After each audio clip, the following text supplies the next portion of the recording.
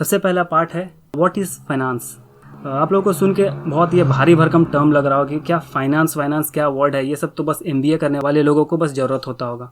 लेकिन मैं आपको बता दूं कि फाइनेंस वर्ड का बेसिक मतलब बस यही होता है कॉमन पीपल के लैंग्वेज में, पैसे को कंट्रोल करना।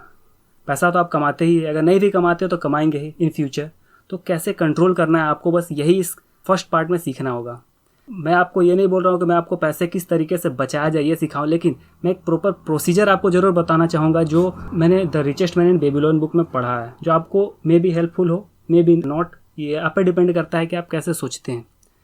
तो सबसे पहला, जब भी आप पैसे कमाते हैं तो आपको सबसे पहले उसे सेव करने का सोचना चाहिए, कम से कम 10%। अगर आप 10% से कम सेव कर रहे हो तो आपका लाइफ इन डेंजर में होगा। कैसे वो मैं आगे कुछ पार्ट में बताऊंगा, लेकिन सबसे पहले कमाने के बाद आपको कम से कम 10% बचाना चाहिए।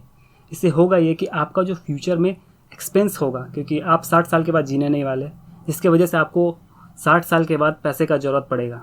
तो आपको उस खर्चे को, उस पैसे को पूरा करने के लिए आपको पैसे का ज़रूरत होगा, उस एक्सपेंस को पूरा करने के लिए पैसे का ज़रूरत होगा, जो आपका यही जो सेविंग है यही पूरा करेगा। अब बात करते हैं बहुत लोग करते क्या हैं। बहुत लोग जैसे कमाते हैं तो वो सबसे पहले स्पेंड करते, खर्च कर देते हैं, जिससे होता ये है कि उनके पास आखिर में कुछ पैसा बचता नहीं है। हो सकता है कि कुछ महीना वो 5% या 10%, लेट सपोज एग्जांपल दे रहे हैं कि कोई व्यक्ति 1 लाख रुपये कमा रहा है, अब वो हर महीना इरेगुलर टाइप से कभी 5,000 कभी 10,000 बचा ले रहा है, लेकिन उसका इरेगुलरिटी की वजह से होता ये है कि 6 महीना 7 महीना बाद उसको कभी ऐसा पैसा का ज़रूरत पड़ जाता है कि वो जो पैसा जमा किया था उसको भी वो यूज कर लेता है। तो इससे उसी को उसका फ्यूचर में नेगेटिवली इम्पैक्ट करने वाला है, बिकॉज उसका सेविंग गड़बड़ा जाता है फिर। तो इससे बेहतर होगा कि आप सबसे पहले पैसे को सेव करें, कम से कम 10%। ज़्यादा से ज़्यादा आप जितना चाहे सेव करना चाहे कर सकते हैं। मेरा बस कहने का मतलब है कि आपको डिसिप्लिन डेवलप करना पड़ेगा।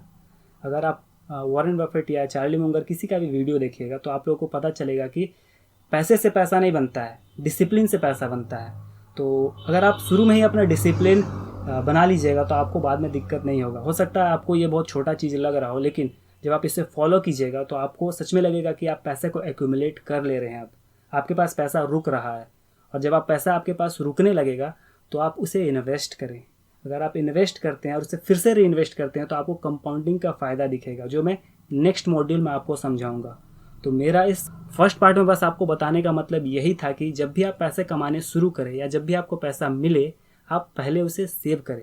अगर आप उसे सेव करने से पहले स्पेंड कर देते हैं तो हो सकता है कि आप सोचते हो कि आप पैसे बचा लेंगे बाद में कुछ फ्यूचर में, लेकिन होता एक्चुअली वो नहीं है।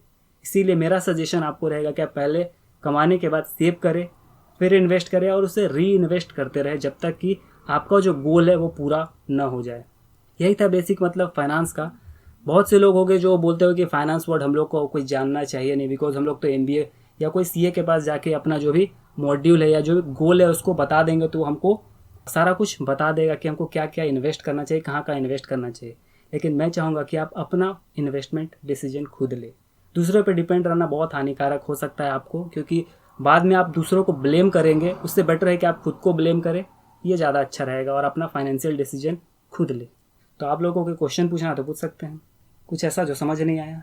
समझ तो आ गया। कुछ क्वेश्चन है?